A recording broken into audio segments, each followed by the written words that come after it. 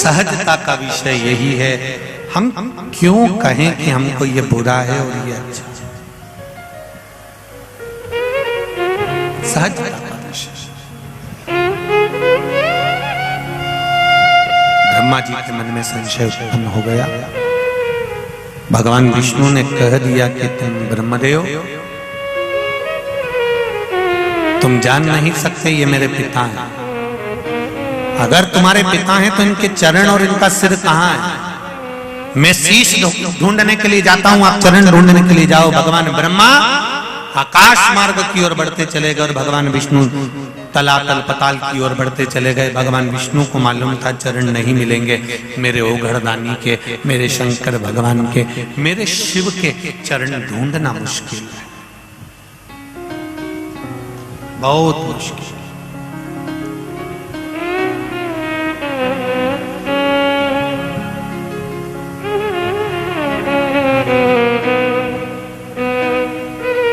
ब्रह्मा जी जाते गए जाते गए जाते गए, केतकी के फूल को तोड़ कर लिया है, गौ माता को साथ लिया है। दोनों ने पूछा हमें करना क्या है, तो कहा कि नीचे चलकर मेरे ओर से बोल कि मुझे भगवान शिव का शीश मिल गया। झूठ बोलने से हमारा क्या फायदा होगा? तो कहा गौ माता सबसे पहली रोटी तुमको मिलेगी और केतकी के फूल तुम्हें सुगंध दी जाएगी और सारे देवताओं पर तुम चढ़ोगे, ये तुम्हें वर दिया जाएगा। दोनों को लेकर आ गए। एक रोटी के लिए गौ माता ने झूठ बोल दिया। एक रोटी के लिए गौ माता झूठ बोल देती है। बस यही हमारा जीवन है। हम भी दुकान पर बैठते हैं, भगवान पेट भरने की जवाबदारी देता है। तुम 1 रुपया का 1.25 रुपया करो, मना नहीं है, पर 1 रुपया का 1.5 रुपया करते हो तो भगवान भी देख लेता है कि कितना तुम मिलाओगे और कितना क्या करोगे। ये परमात्मा को करो सब, ऐसा नहीं है कि सवाया नहीं करोगे। पेट भरने की जवाबदारी उसकी तो देता है। मेरे भोले तेरा सहारा, मेरी नैया का तू किनारा है, मेरी नैया का तू किनारा है। ये जवाबदारी उसकी है। अपने कर्म के प्रति तुम जिस दिन जागृत हो जाओगे,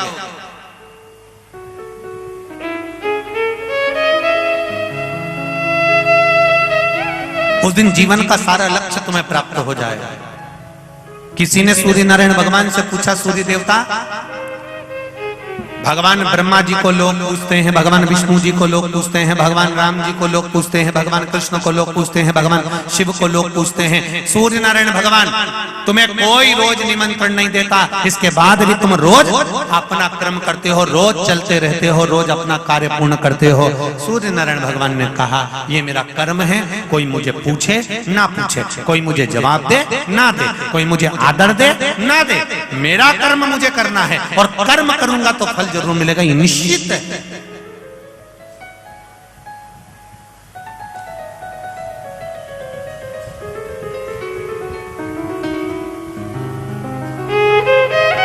कर्म करूंगा तो उसका फल जरूर मिलेगा। आप कर्म तो करो।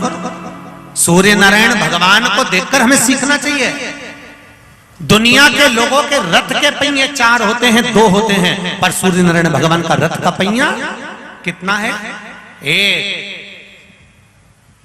दुनिया के रथ के पहिए 4 होंगे, 2 होंगे, 6 होंगे, 8 होगा, पर सूर्य नारायण भगवान का रथ का पहिया 1 है। हमें सूर्य नारायण भगवान से सीखना चाहिए कि जिसके रथ के पहिए 1 है, अश्व 7 है, चलाने वाला अरुण जो रथ हाँक रहा है उसका पांव नहीं है, पांव से भी वो विकलांग है, और जो नेति बंधी हुई है, जो रस्सी बंधी हुई है, वो सांपों की बंधी हुई है, और पूरी रोड, पूरा मार्ग ओबड़ खावड़ है। इसके बाद भी सूर्य नारायण भगवान रुकते नहीं हैं, चले जा रहे हैं। हमें सूर्य नारायण भगवान से सीखना चाहिए कि जिंदगी में दुख तुम्हारे दरवाजे पर 24 घंटे खड़ा मिलेगा, पर कर्म अगर तुम श्रेष्ठ करते चले जाओगे तो ये निश्चित है मार्ग भी सुलभ होता चला जाएगा।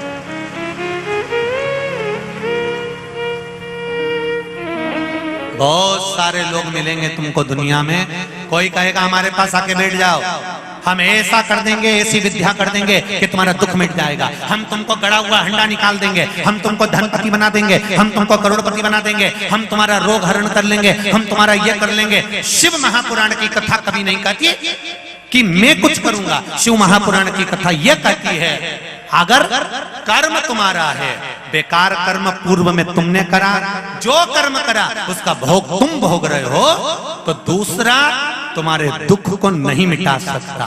सियोर वाला महाराज भी तुम्हारे दुख नहीं काट सकता, न दुनिया में कोई महाराज तुम्हारा दुख काटेगा। अगर तुम्हारा दुख काटेगा तो वो स्वयं तुम्हारा किया गया कर्म, एक लोटा जल अपने द्वारा जब समर्पित करोगे, स्वयं कर्म करोगे, स्वयं काम करोगे, कर्म करते करते स्वयं भगवान का भजन करोगे, स्मरण करोगे, मंत्र जाप करोगे, नाम जाप करोगे, तो धीरे धीरे धीरे धीरे तुम्हारी लेखनी में जो दुख लिखा है वो धीरे धीरे कटना प्रारंभ हो जाएगा। जो कहते हैं हमारे पास आओ हम तुम्हारा दुख काट देंगे, समझ लेना 4 दिन की चांदनी फिर अंधेरी।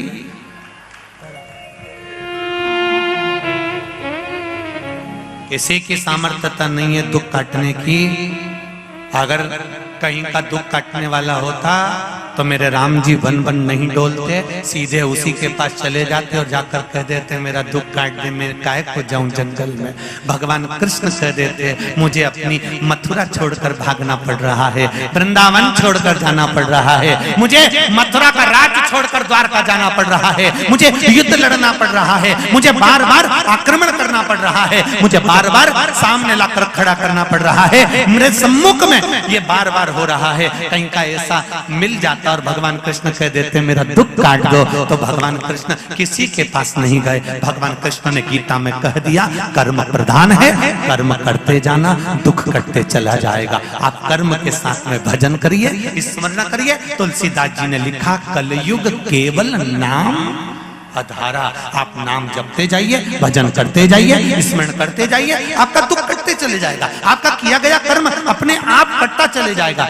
हम दूसरे पर कहते हैं कि वो हमारा दुख काट देगा, वहां चले जाओ, वहां पहुंच जाओ, वहां पहुंच जाओ, वहां से बेल लिया, वहां से बबूटी लिया, वहां से ये लिया, वहां से वो लिया। अपना दुख अपने को ही काटना है। और वो दुख कटेगा कैसे? वो दुख कटने का कारण क्या है? उस दुख को काटने का एक ही तरीका है कि हम भगवान के मंदिर तक जाएं। तेरे मंदिर में आना मेरा काम है और मेरी बिगड़ी बनाना तेरा काम है। बस हम उसकी चौखट तक चलें।